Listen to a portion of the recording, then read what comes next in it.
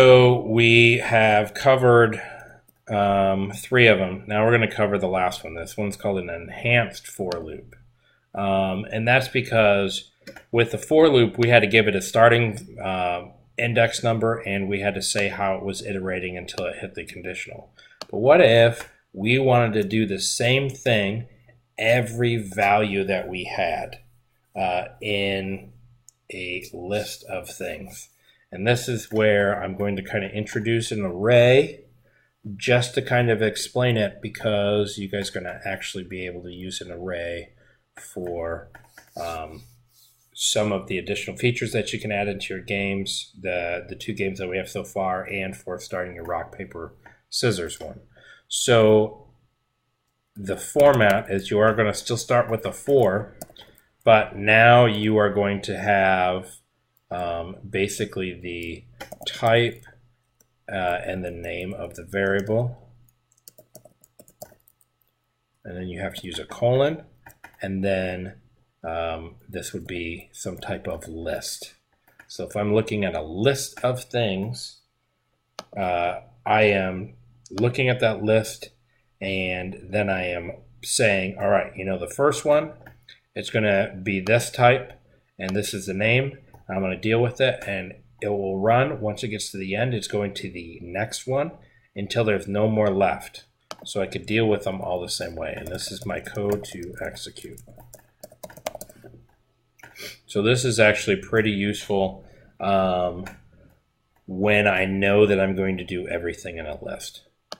So if I was to do this in code, as an example, I'm still in my math tester. So let's just comment that out.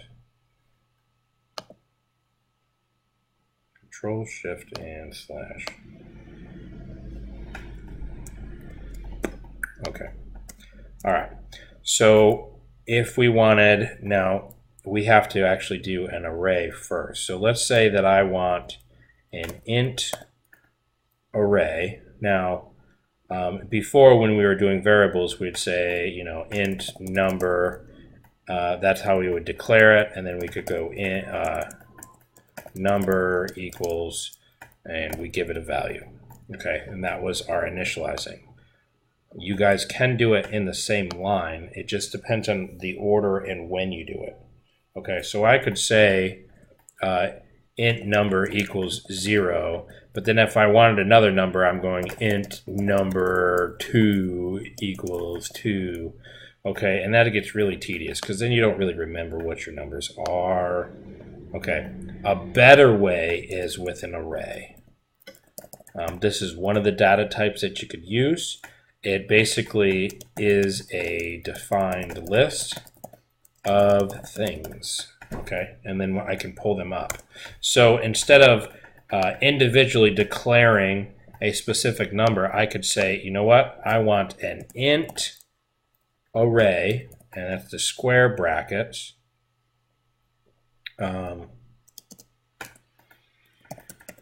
called number, and it's going to be a new int array, and I can give it a value of how many things I want in it. So let's say I wanted 10 things,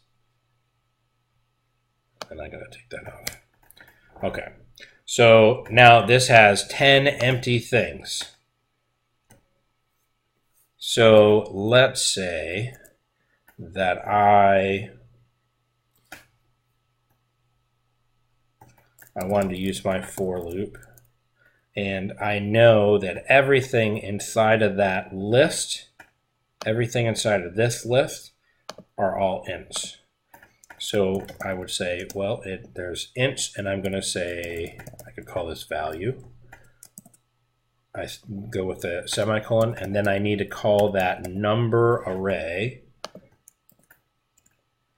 And inside here, I could deal with it. So I could print out system.out.println, and I could print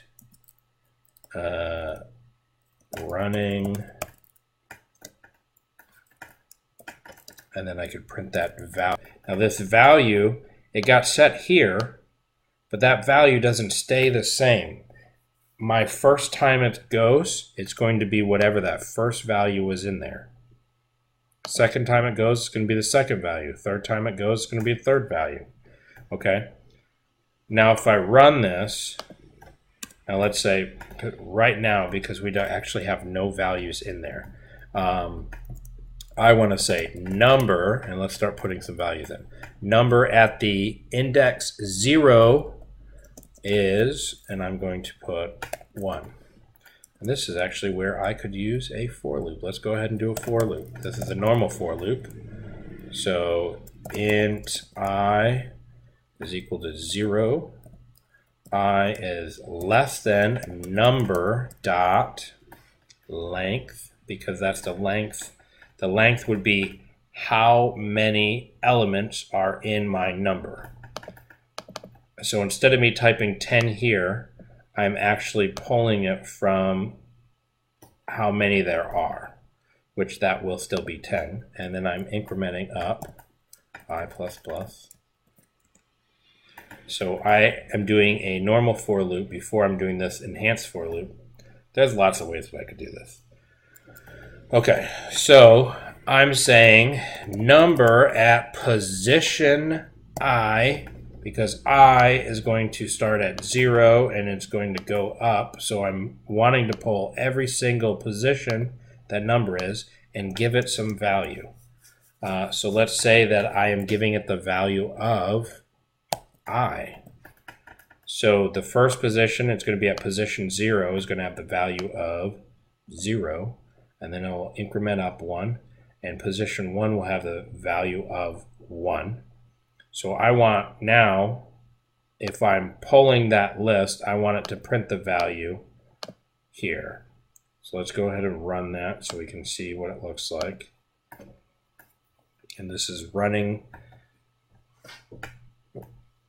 creating an array, and then doing a normal for loop, and then doing an enhanced for loop. Okay, so let's look. There is 10 elements. 1 through 9 is 9 plus 0. That's 10 elements in there. So that means that this did the value. Now, just so you can see that it's doing it, I'm going to do I times 2. Okay, so let's run it again.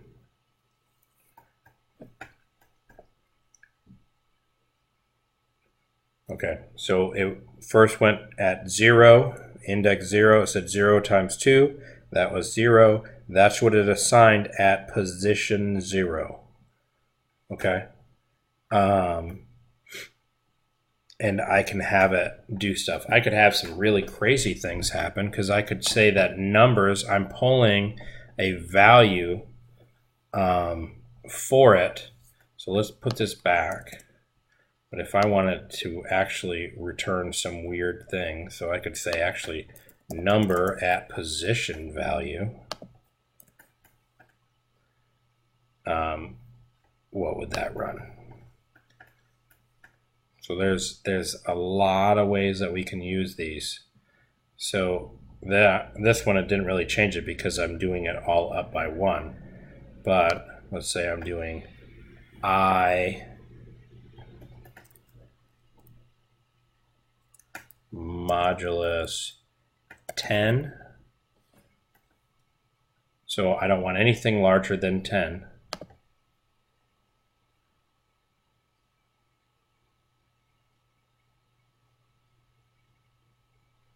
I divided by 10. So 0 divided by 10, that's 0. That has a remainder of 0, so that's what that one would be. 1 divided by 10 has a remainder of 9.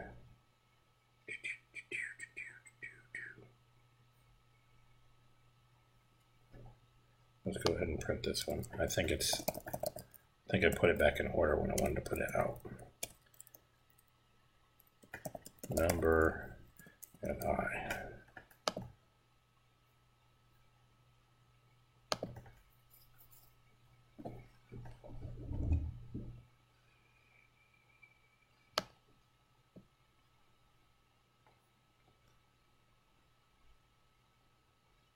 It might be because I'm doing, well, let's do it to, let's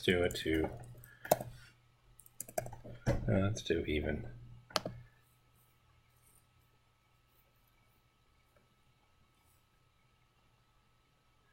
There you go. And I just put it in binary. That's kind of cool. So at 0, 0 divided by 2 is 0 with no remainder. So that's what I'm assigning. And here I'm actually pulling up the value based off the value that goes in from that list. So it starts at the first one and it's pulling the value. So that's why it looks like this, which is pretty cool. So there are a lot of different ways that we can use this. Let's go back to the enhanced for loop.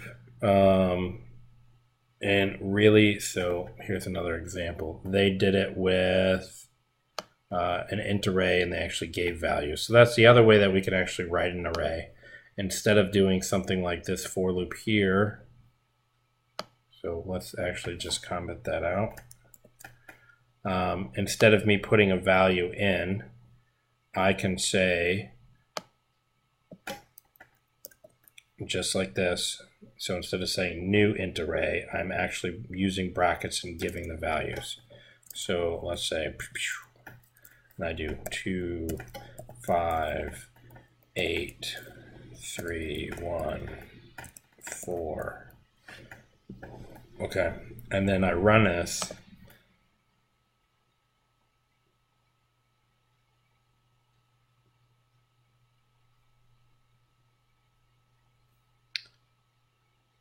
Ooh, I got an error. Oh, that's because 8. 8, because I have that, my length for number is 1, 2, 3, 4, 5, 6. 6. And I'm pulling that value, which is this 8, which does not exist. So I can't have anything greater than 6. Let's do 6 again so we can see it run.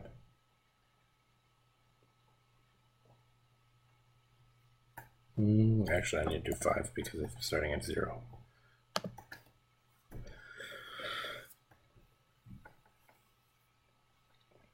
All right, so what this did, and this shows it a lot better. Number, I'm pulling, so I'm taking this from the list, I'm taking the value. So the first value was 2, but because we start counting at 0, I'm saying here running, and I want you to, from that list, go to the index of that value. Well, the first one would be 2, which means that it's pulling 0, 1, 2. So the first one should be 5. Now if I go to the second one, so that second one is at 5. So pull the value at position 5, the index of 5, 0, 1, 2, 3, 4, 5. So that's why it's 4. Third one, that's also 4.